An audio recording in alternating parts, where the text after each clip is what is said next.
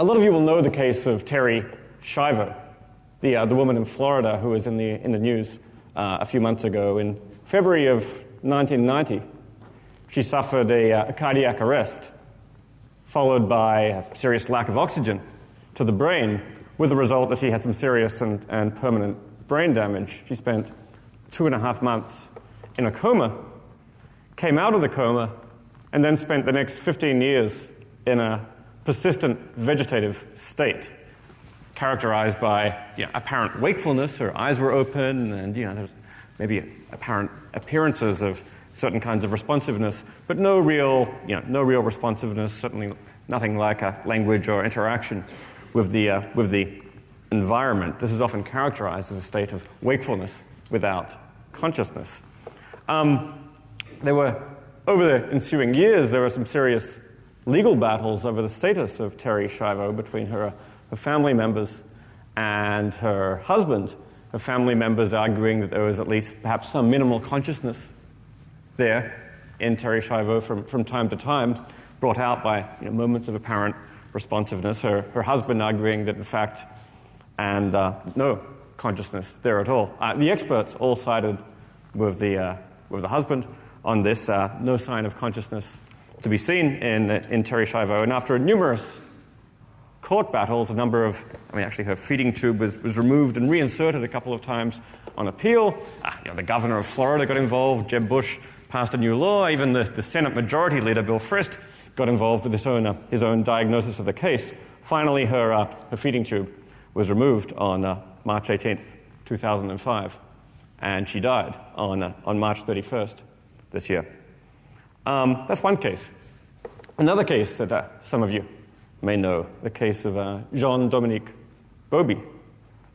He was in Paris. He was the editor of Elle magazine for some time. In December 1995, he suffered a stroke. His entire body was paralyzed. He had no control over his body, with the exception of control over his left eyelid. This is called locked-in syndrome, because there is apparently every reason to believe there's a conscious being in there, but they've lost almost all control over their body. However, he did have control over his eyelid, and he could use this to communicate. For example, to spell out words of the alphabet. Someone would sit there with him, counting his eye blinks, going A, B, C, D, E, F, G, H, I, J, K, L, L. And eventually he could say a sentence, a paragraph, a page. He wrote an entire book this way. You can imagine how long that took to write. Can't have been a really engaging job to be a transcriber. But he wrote a truly amazing book, The Diving Bell and the Butterfly, which some of you may have seen, all about this state of being in locked-in syndrome. It was published on March 9th, 1997, and he died 3 days later. So these are two pretty extraordinary and contrasting cases. And they're mirrored by cases that people find all the time. These are two particularly well-known cases of patients in various states of coma, vegetative state, paralysis. And the question is, how do we treat these people? Should they be treated as regular, conscious human beings with full moral status, or should they be treated some other way? The question that came up for Terri Schiavo is, when is it okay, in fact, to remove the feeding tube? And in all of these questions, the central question comes to, what do we care about and how we should treat these people? The central question isn't directly, the thing that's of ultimate concern here isn't directly, how are they behaving or what is their brain doing? Those things are of indirect importance to us in diagnosing what their mind is doing. The question of ultimate concern to us in dealing with patients in these cases is, are they conscious? Could they be conscious? What's going on with them in their inner lives? Now, in the case of Terri Schiavo, it turned out, I think, in the end to be a reasonably clear case. Her brain was half the weight of a normal brain. It was mostly cerebrospinal fluid. The pyramidal neurons in her cortex, which played a central role in cognition, were all destroyed. Likewise, Bauby was a reasonably clear case the other way, because he had that control over his eyelid. But you can imagine somebody in the situation just like Bauby, but without that control over his eyelid. Completely locked in syndrome. From the outside, no behavioral control. From the outside, perhaps not all that distinguishable from Terri Schiavo.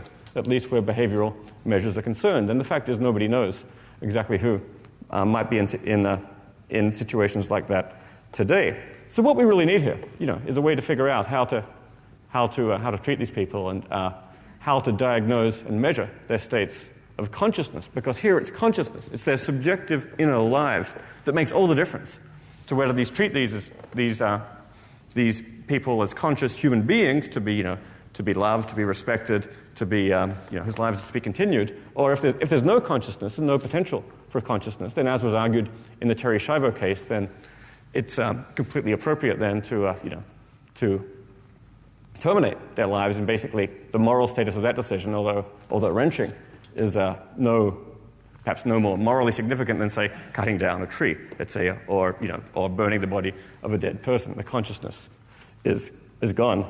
But so what this really brings out is how can we know when another human being is conscious? Everyday life, it's pretty straightforward. We talk to people and they tell us. But these are the hard cases. How can we know in the hard cases? Here's where we need a theory of consciousness, which is something that we don't have yet, but it's something that I'm extremely interested by. All this would be very much easier if we had the fabled consciousness meter. The thing which you could pick up, point it at someone's head, searching for consciousness, searching for consciousness, searching for consciousness, and here up on the screen we'd get a readout of Peter's consciousness, hopefully with all the embarrassing bits and all. Searching for... I once pointed one at... Peter mentioned Dan Dennett. Once pointed at Dan Dennett. Not much of a readout to be seen. John Searle was on life support. Actually, if you go to my website, you'll see there's a picture of a consciousness meter there. It was I unveiled it at a conference back in 1996, constructed with a combination of transpersonal psychology, neuromorphic engineering, and quantum gravity. Looks a little bit like a hairdryer, but you shouldn't let that fool you. Actually, I gave a talk about some of this stuff a few years ago at, of all places, the Central Intelligence Agency in the U.S. I don't know why they wanted to hear about consciousness, but I started off talking about the philosophical issues and the scientific issues tied to consciousness, and I think the fact is they were mostly falling asleep. Boring, boring, boring. Then I got to the consciousness meter, and suddenly they perked up. It's like, yeah, we could really use one of those. Alas, the fact is there is no consciousness meter. Why? Because consciousness is private, subjective state, known to each of us intimately and directly, but known to the outside world only at best very indirectly and imperfectly. My own conscious state right now consists of this rich panoply of visual images, of sounds, of bodily feelings, of emotions, of images, of thoughts, and memories. This is part of this internal movie stream of my mind. Each of you, I presume, has one of these as well. I don't know. I'm not certain. I presume. You know for sure. You don't know for sure about me. How can we know about another being's state of consciousness? We can't know directly. The way to know, I think, is to know indirectly. In the easy cases, through language. In the hard cases, through perhaps the indicators that we might get from a science of consciousness that we don't yet have. So what we need to diagnose the hard cases, to know exactly how to treat the people like Terry Schiavo, Jean-Dominique Bauby, and the wide penumbra of cases in between, is some way of, a way of constructing indirectly a consciousness meter to know about another being's state of consciousness. We're not yet in that position, but the question is, how can we get there? That's a task for this new, but now ongoing and thriving science of consciousness. Now, for some people, science of consciousness is a contradiction, somehow, in terms. Why? Science is meant to be completely objective. Objective, measurable, intersubjective. Consciousness, by its nature, is entirely subjective and private. Therefore, some people say science can't study consciousness. Psychology got started as a science of consciousness 150 years ago. But 50-odd years later, consciousness proved too hard to measure. Psychology turned into the science of behavior. And behaviorism was in the ascendant for decades. The cognitive science revolution came along a few decades later, but still consciousness was left out. It's really only in the last 10, 15, 20 years that consciousness has seen a real return to the scientific agenda. And there's been a real flux of activity here, not just in philosophy, but in neuroscience, in psychology, in physics, in medicine, and so on. People trying to bring together data from all fields to bear on this big central question of the construction of a theory of consciousness. So here I'm just going to say a few things briefly about how the problems look from the from the broad overview of a philosopher and what some of the challenges are that are ahead of us. One way to see the science, I'm ultimately an optimist about the science of consciousness, but I do see some pretty serious obstacles. As I see it, the science of consciousness is all about relating two classes of data that we have about the human being. What we might call the standard third-person data, what's observable and measurable about a human being from the outside. In particular, data about their behavior, the way they respond, the things they say, the things they do, data about their brain, the kind of thing you might get from brain scanners, from probing their brains with electrodes, and so on. Call those the third-person data. In most fields, third-person data about a subject exhausts the data we have about that subject. Not so when it comes to consciousness. In the case of consciousness, uniquely, we have first-person data, the data of our own subjective experience about our own states of consciousness. I know about consciousness in the first instance from my own case. Through introspection, I experience the flow of colors and shapes before me, of sounds around me, of emotions going through my mind. That's how each of us knows about consciousness. And this is a source of data for each of us. If a science of consciousness was to give a list of all the data that needs to be explained and list only the brain and the behavior and so on, leave off the first-person data of subjective experience, that would be an incomplete catalog of what needs to be explained. That would be inadequate, I think, as science. It simply wouldn't catalog the phenomena. So as good scientists, as good naturalists, we have to admit first-person data. Now the question is, how can we explain the distinctively first-person data of conscious experience within a scientific framework? And here's where we come up against an obstacle. The standard methods we have of scientific explanation seem to be well developed for explaining third-person data. When it comes to explaining, say, biologically, genetic processes of reproduction, of transmission of information, of metabolism and adaptation and so on, all you need to do is explain the objective functioning of a system. Explain how it is that a system can transfer hereditary characteristics from one generation to the next via a process of information transmission, leading to development, adaptation, and so on. You've explained what needs to be explained. This is the research program that's been followed very well, for example, in molecular biology, in the science of genetics. People found a mechanism, DNA, performs the function of underlying these functions of adaptation, metabolism, transmission. Explain those third-person data. Explain that. You've explained everything. And indeed, in much of the cognitive sciences, the sciences of the mind and the brain, it works that way. When it comes to explaining, say, behavior, language, response, perceptual stimulation, integration of information, control, all of these are essentially third-person objectively characterizable functions of the cognitive system. And here the standard methods seem to work quite well. These are the problems which I've sometimes called the easy problems of consciousness, not because they're by any means trivial. They're as hard as most standard problems in science because they don't get to the central mystery. The hard problem is this problem of explaining the first-person data.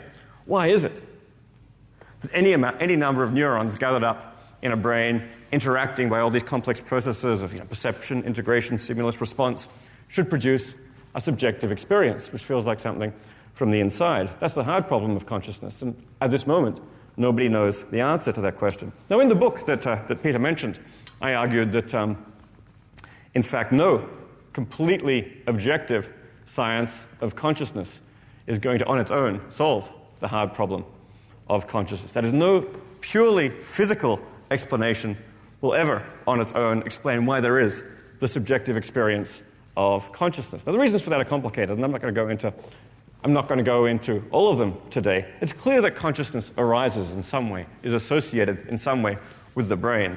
The question is, what is it that looking at the brain will explain? I'd argue that looking at the brain will give you an understanding of the mechanisms that perform the functions associated with the third-person data of consciousness. How it is that the brain responds to inputs, how information is integrated, how this produces behavior, how this produces verbal report. That will explain all the third-person data. But no matter which of the third-person data you explain, third-person brain processes will always explain third-person data. There'll always be a further question. Why is all this accompanied by consciousness? Why is all this accompanied by a subjective experience? Why doesn't all this go on in the dark, so to speak, without consciousness? Sometimes philosophers put this fancifully by saying, why is it that we're not zombies? Creatures physically identical to normal human beings, but without consciousness at all. I mean, for all I know, strictly speaking, for all I know, each of you might be a zombie. Even my brother over there. I have my doubts from time to time. But walking, talking, getting around, and so on, but with nothing going on inside. Now, I don't believe that any of you are zombies, not even my brother. But the point is, the hypothesis makes sense. We're not zombies. I'm not a zombie. I believe you're not a zombie. Why are we not zombies? Why didn't evolution create zombies? Nothing in the physical story, I think, distinguishes the two. So I've argued, though, that consciousness, I think, involves something that's not quite reducible to a physical process, nonetheless closely connected to a physical process. So at this point, two possibilities. I mean, you could either reduce consciousness to a physical process or give up on science, or we can say, look for a slightly different kind of science. And the approach which I take is to admit consciousness as a natural datum of the natural world. It's a first-person datum. It's part of our world, but it's not something that we should try to reduce to something that it's not. We shouldn't try to reduce it to a physical process. And this has precedence throughout the history of science. We don't try to explain space and time. Physicists don't explain those things in terms of processes more basic than themselves. They admit them as part of the natural world and develop theories of them as irreducible properties of the world, space, time, mass charge.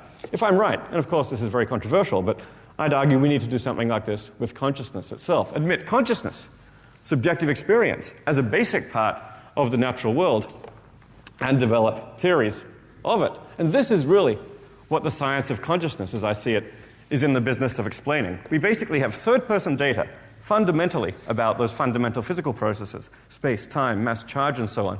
We have first-person data fundamentally about consciousness, and what we need to be doing in the science of consciousness is constructing a bridge between them of the laws that connect them, the principles that connect them, ultimately analogous to fundamental laws in physics. And this is what I think, actually, the science of consciousness has actually begun to get quite a good start on in the last few years. I mean, nobody thinks that the science of consciousness has solved the hard problem or completely crossed the explanatory gap and so on. But what it's turned into in recent years is a good science of the correlations between physical processes and the third-person data of physical processes, the first-person data of consciousness. The study of neural correlates of consciousness, in particular, has really got off the ground in a serious way, especially the neural correlates of visual consciousness, where people have begun to separate out those parts of the brain. It turns out the early part, visual processing in the brain is very complicated. It starts at the eyes, sends a signal up the optic nerve, ultimately to the visual cortex at the back of the brain. Signals start going forward to later areas in the brain. Visual information is represented at every step. You find little maps of the world at every step. Not all of it, though, correlates with consciousness. It turns out earlier on in the brain, in the visual cortex, what's there correlates very much with what hits your eyes, not with what's in your consciousness, by a whole bunch of ingenious experiments involving, for example, feeding complicated binocular stimuli to monkeys. A horizontal grating to one eye, a vertical grating to the other eye.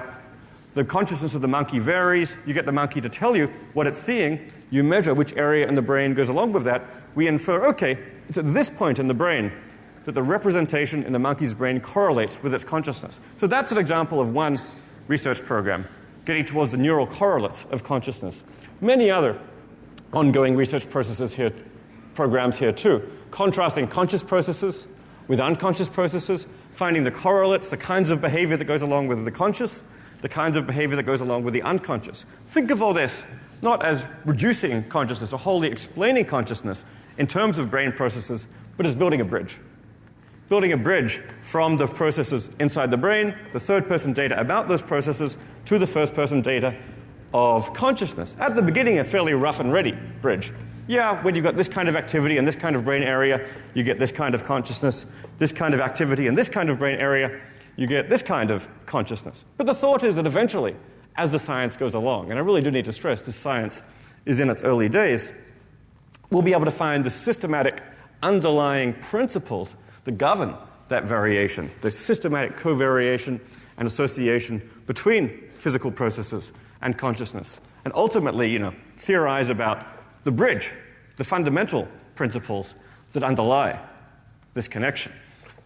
Simple, basic, universal principles underlying the connection. Now, of course, all this is made difficult by the fact that we don't have that consciousness meter. The science would be a lot easier if we had the consciousness meter. All we do is go along, put someone in a brain scanner, find out what's going on in their brain, run the consciousness meter over their head, and say, okay, there's what's in their brain, here's what's in their consciousness, here's more data, and then we'd systematize the laws underlying the connection. Big obstacle to the science is the lack of a consciousness meter. In fact, we're left very much with indirect sources of data as our best guide, but we still do have these sources of data. Our sources of data are in the first-person case. Each of us has a very good sense of what's going on in our own consciousness. Second, if we make a few assumptions, via the intersubjective process, we can get data about other people's consciousness from their own reports. You want to know what someone else is conscious of, you ask them, and they'll tell you. And, in the absence of any, people do make mistakes about their consciousness, but the methodology of the science here is, in the absence of any reason to believe otherwise, take their words for it. Take their verbal reports as a guide to consciousness. But what this does bring up is a pretty serious methodological question. We need methods here. Methods for characterizing states of consciousness. Methodologies for studying our own states of consciousness that go beyond the simple, let's just take a look and see what I'm conscious of now. I can say, okay, there's a red spot and a green spot in my visual field. I'm having visual consciousness and I'm hearing some sounds. Okay, that's fine as a first pass to characterize the states of consciousness. How can we characterize it more directly, more systematically, in more detail, and more rigorously? This is the study of first-person methodologies in the science of consciousness. It's really become a major focus now, which I see as a real bottleneck in the development of a science of consciousness. In a way, it's a place where the Western traditions are lagging a long way behind the Eastern traditions in the study of the mind. Maybe we have, in certain respects, better theories and models, but the Eastern traditions have better methods for studying consciousness, introspectively, from the inside, contemplatively, and so on. And in just the last couple of years, I mentioned this last night for anyone who was at the panel then, there's begun to be some interaction between people from the West and people from the Eastern traditions, where the attitude, I think, of the Western scientists is you don't need to take on board all the Eastern, say, metaphysics, or the Eastern religion, even the Eastern spirituality, in order to see these Eastern contemplative methods as a significant, useful source of methods for data gathering the data of first-person conscious experience. So this is a place where a lot has begun to happen, and it's really one of the serious challenges. The Eastern methods are just one source of input here, but serious bottleneck, the need for developed first-person methodologies. Also, at the same time, the need for formalisms, the need for, in a sense, a language for representing states of consciousness. How do you write down a state of consciousness? You could paint a picture. Doesn't quite do it, right? It's a little two-dimensional image and doesn't really capture what's going on. How do you represent an emotion and so on? You can characterize it in words. What we really need, I think, is in a way mathematical formalisms for characterizing states of consciousness. All the dimensions of variation, of parameterization, the geometry and the topology of a state of consciousness. Another huge bottleneck right now for the science is that our methods for, one, investigating, and two, formalizing states of consciousness are just far, far more primitive than our methods for investigating and formalizing physical processes. That's to say, third-person data we understand, we can study, we can formalize. First-person data lagging behind on the formalization. I suspect that kind of formalization is going to be needed to really get a developed and adequate science of consciousness off the ground, especially, I think, mathematical, rigorous representations of states of consciousness. Once that's done, once we have ways of, investigating a state of consciousness, developing a language for it, writing it down, so to speak, in your lab notebook. Then you'll be in a situation of being able to investigate the variation between underlying third-person data and the first-person data of consciousness, finding the relevant dimensions of variation, formalizing laws, maybe even mathematical laws of consciousness. And the thought is, end of the line, fundamental laws of consciousness. Physicists like to say they're searching for fundamental laws of physics. So simple. You could write them down on the front of a T-shirt, on the back of a cornflakes packet, or something, Maxwell's equation, the 4 fundamental laws of field equations, and so on. I think in the science of consciousness, we're looking at something ultimately equally as fundamental as that. And somewhere down the line, probably not in the next 20 years, not in the next 50 years, maybe not even the next 100 years, but somewhere down the line, we ought to be looking for the fundamental laws of consciousness too. But so just to close, okay, so that's a pipe dream right now, but you can see that we've just set off on this quest for a science of consciousness. Somewhere down the line, the thought is, we'll have some sense of fundamental governing principles mapping physical processes to consciousness. How might that then play back into the question that we started with, diagnosing the Terry Schivos, the Jean-Dominique Bobys, and all the cases in between in our world? Well, the thought is eventually down the line, brain scanning technology is getting better and better. It's already, reasonably good. We can find out things that are going on in these people's brains and use these as a very, very rough and ready guide to their state of consciousness, limited, of course, by the unsophistication of the current science of consciousness. But given time, we'll be able to map out, the exact state of such an individual's brain at a given time. With our theory of consciousness in hand, we can then bring that to bear. Take the brain data, take the data about the third-person data about the physical processes in such a patient's brain, apply these principles to determine this is their state of consciousness right now. Okay, some of the time we're not going to want people to have that information, but for a patient in this kind of unfortunate situation, it could be a very, very good thing. We can determine, are they conscious? Are they not conscious? Not conscious, no possibility of consciousness, then we take the appropriate method. If they are conscious, however, then we can find out that they are so, and perhaps even down the line, get to characterize the exact state of such a patient's state of consciousness. This is what they're thinking now, this is what they're feeling now, and eventually this could turn into, for example, a method of communication with these patients. A patient who has locked-in syndrome, for example, unable to communicate through behavior, eventually down the line in this 100 years on future, maybe this could turn into a method of communication so they could articulate their thoughts, interact with us, and continue in a way as a member of our community. So, okay, that's very far off, but I think it's nonetheless a good reason to take the science of consciousness seriously. And I'm very much looking forward to seeing what goes on in the next 20, 30, 50 years in the development of this science. I hope you are too. Thanks.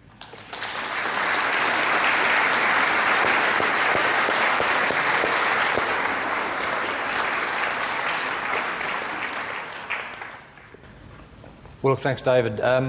And I guess particularly replying to the clinical cases is addressing one of the concerns of the festival, what is to be done, the pragmatic side of ideas and the applied side. So we have a couple of microphones available if people would like to come up. I suppose one of the perks of being a chair, you can get to ask the first question, but I'll forego that one because I think there are going to be plenty of questions. Sorry, down the back. Yeah. I'm interested that you raise the examples of space and time as metaphors for the exploration. The idea that we've got a pretty clear sense of what space and not space is. But of course, with space and time, there's not the moral dimension to what, and obviously the big thing with consciousness is there's a moral dimension to the difference between consciousness and not consciousness. Have you found in your researches, in your studies, in your explorations, that, for example, looking at animals, dogs, cats, dolphins, chimps, gorillas, that's enhanced your understanding or complicated the problem? The moral dimension of consciousness specifically?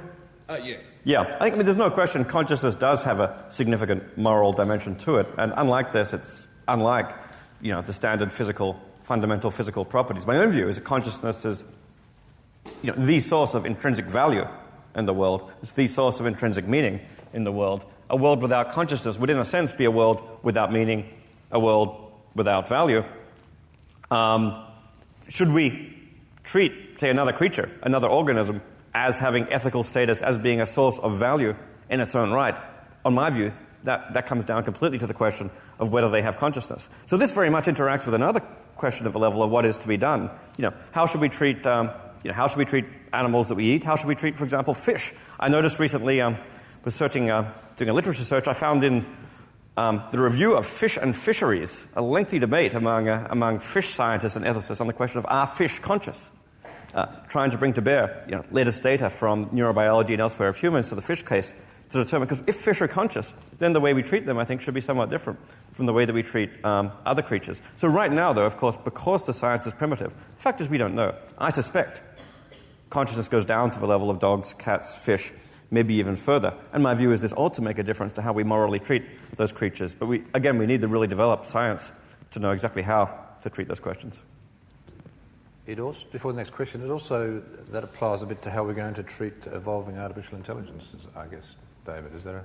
Yeah, I mean, this is exactly right. I mean, if it turns out that, you've got your artificial intelligence programming running on your desktop and it's conscious, well, I think, then you should think twice about flicking the switch at night.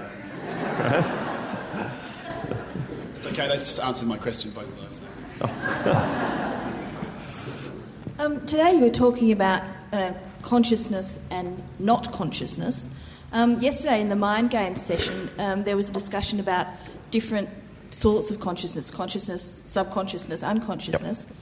Yep. I was just wondering, and also in a session with Robert Matthews yesterday, he was talking about scientific methods and paranormal experimentation that was going on in Europe that wasn't recognised for political reasons, and that there may or may not be some value in those.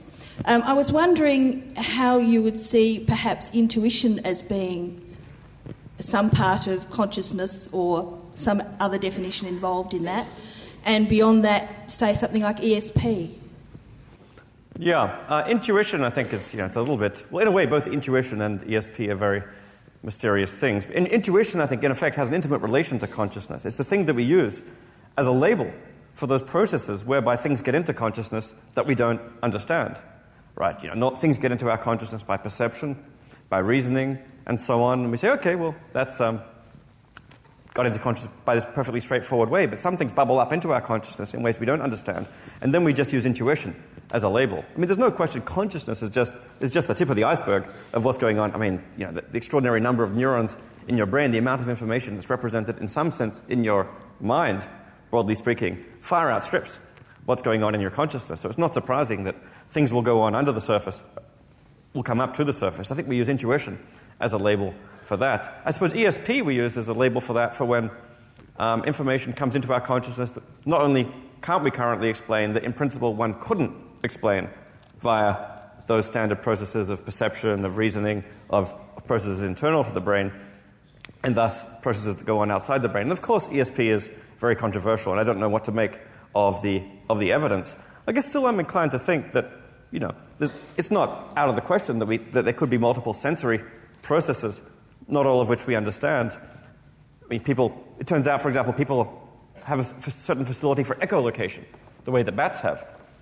And that, we can know sort of where we are located in space because of certain echoes. Is that particularly mysterious or paranormal? No, it's just something we don't understand terribly well. It could be that much of what we call ESP could be, certain kinds of could involve a certain kind of sensitivity to information in our environment in ways that we don't yet understand. So I think there's a lot there to investigate.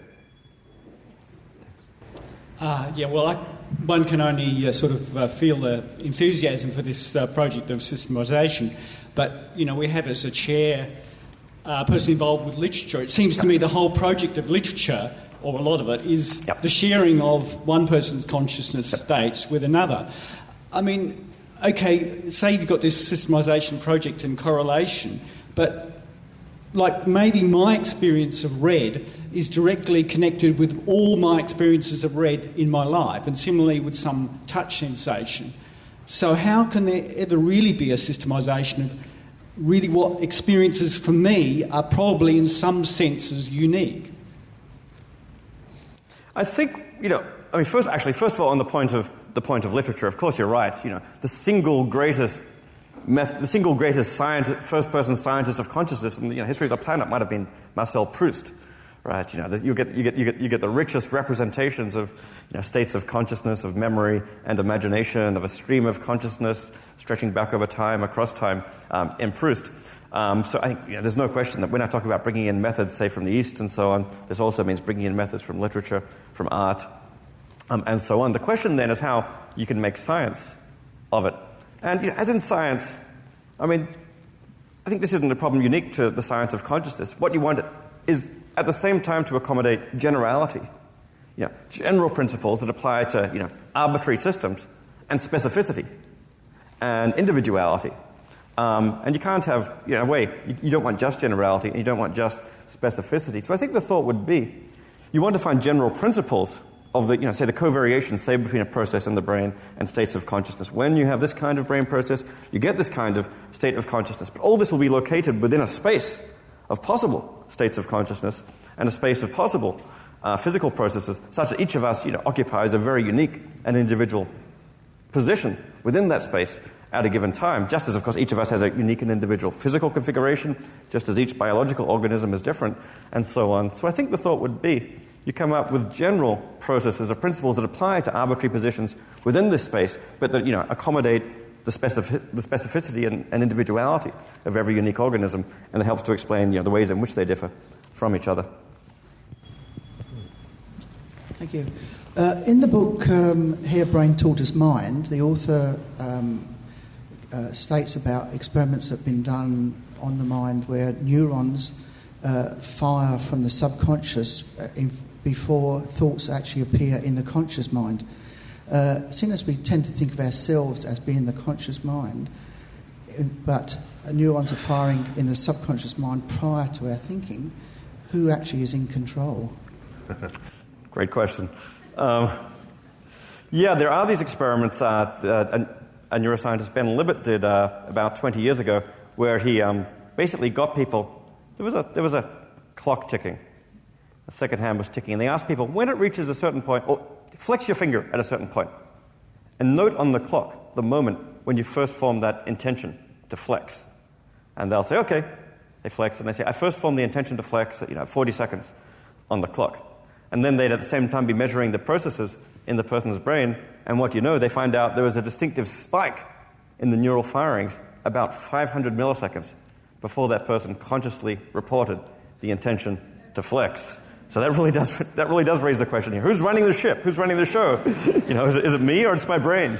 The way Libet interprets it is to say, well, basically there are unconscious predecessors and predecessors to conscious will, which get the whole show going. Still, consciousness, though, has a certain right of veto, I think was the way he put it. Think of consciousness as the CEO of the corporation. Okay, well, the plan has been bubbling up to the ranks. Here's what we should do. Here's what we should do. Now it comes to the CEO's desk, and you can either rubber stamp it and say, "Yep, do it," or you can veto it and say, "No, stop." And at least as Libet sees it, that's the point where conscious will enters the picture. But I think there's no question, though, that an awful lot of the antecedents of our behavior are outside our consciousness. And of course, an awful lot goes back even further, genetic determinants of our behavior. So one of the questions that's very wide open here is, how do the unconscious and the conscious come together?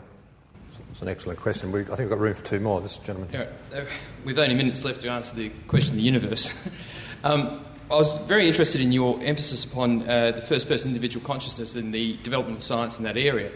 Supposing yourself and others are successful in developing that science and investigating first-person individual consciousness even further, in your own experience of things, do you think there's a possibility that a universal consciousness may possibly be discovered, and that in perhaps 100 years' time people will look back to us as some kind of vegetative state and feel a great deal of sympathy for our locked-in first-person individual consciousness? Who knows? All possibilities are open. I'm actually a liberal about the ascription of consciousness. I'm inclined to think there may be consciousness at many different levels in the natural order. I didn't talk about this today, but I've been led to speculate that there may be some primitive precursor of consciousness right down at the fundamental level of certain physical systems, even at the bottom level of physics. If not consciousness, then proto-consciousness. And as you go up levels of complexity, you find more and more complex systems. You might find certain kinds of more and more complex consciousness. So for example, the brain, extraordinarily complex system, complex information processing, complex consciousness. So then, as you say, next level up, what about the planet? Complex system, complex consciousness. What about the universe? I don't by any means preclude the possibility there could be some kind of planetary consciousness or even universal consciousness. However, I'm inclined to suspect the following. It might not be, the first thing to think is that's going to be the real rich, global, inclusive consciousness of which will be the tiny little worker ants. Well, the other possibility is that, actually the most complex and interesting information processing systems in the world, as it stands right now at least, are brains. Okay, there's a certain kind of complexity at the level of the planet. Yeah, there's a billion people interacting in ways, but it's not as tight, as cohesive, as integrated, as extraordinarily fine-tuned as the brain is. So if there is some kind of consciousness at the level of the planet, it may be a much more simple and degraded kind of consciousness than the kind that we have, maybe more analogous to the kind of consciousness that a system like a bacteria might have. Maybe there's going to be more and more different levels of consciousness corresponding to simple and complex systems throughout the universe. But I'm at least inclined to believe right now that I don't see the direct reason for... I mean, it would be a wonderful and interesting thing if there are levels of consciousness that completely transcend us and go beyond what we know. And who's to say there aren't them in the universe right now? But right now, it could well be that we're it. Why do we trust our consciousness? I don't. Could you say a bit more? Because we could be living a lie, so why do we trust our consciousness then? Why do we trust our consciousness as a guide to the world? Well, I think, the fact is our consciousness is an imperfect guide to the world. And this is the question which goes way back in the history of philosophy. René Descartes asked, how do we know that we're not being fooled by an evil demon right now into believing in an external reality, consciousness of such, but none of that. In fact, your consciousness is being manipulated. Of course, these days there's a much more modern version of this question. How do you know that right now you're not in the Matrix? Along with, Neo and Morpheus, Trinity and so on. I mean, if we're in the Matrix, the brains of these people is being manipulated into producing this extraordinarily conscious inner show with, people say, no reality out there corresponding to it. It's all a delusion. So the question is, how do you know that there is a world out there at all? I think that's one of the hardest questions in philosophy. But I'm inclined to think something like the following. When we have consciousness, it's got all this complexity, all this regularity in there. It's got to come from somewhere. There's got to be some explanation of all that complexity and regularity in our consciousness. If it's a physical world, it's one kind of explanation. If it's a matrix, it's another kind of explanation, and so on. So I've actually wrote a philosophy paper on the matrix one time. If you go onto my website or the Matrix website, you can find it. I actually argued for those people inside the Matrix. Some people want to say they don't have a reality. They're just suffering under a delusion. I tried to make the case that is their reality. It's an informational reality, but they really are faced with a robust external world. If that's the case, then even if you're in one of these delusions, there's a sense in which you're also confronted with a reality, a different kind of reality, to which your consciousness is a guide. Now, of course, it's still the case. You can still make local errors. You can still get things wrong. There are illusions from time to time. People lie to us from time to time. We get things wrong. That's the epistemological predicament of the human being. We can never be certain about any of our knowledge, and so we have to make it up as we go along, use one bit of consciousness as a check on another bit of consciousness, and so on. Still, if I'm right about the matrix and so on, I think this does give at least a smidgen of ability to trust our consciousness. It's not possible. It's extremely unlikely that we're in a state of global error with respect to our beliefs about the external world, although, it still may well be quite possible we're getting things wrong here and there from time to time. I trust, therefore I am. Indeed. Sums it up at some level. But look, I'm afraid we've run out of time.